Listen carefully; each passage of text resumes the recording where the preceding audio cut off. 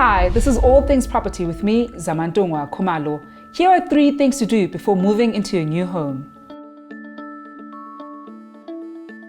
Firstly, and a lot of us forget this one, change your locks.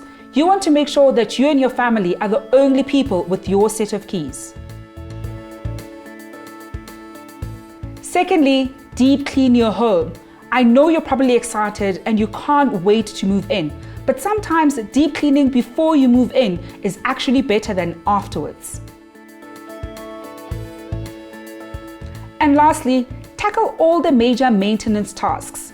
Whether it's painting new walls or maybe changing floors, you want to make sure that you get that out of the way before moving in. For more tips and advice on all things property, go to our blog on www.builders.co.za.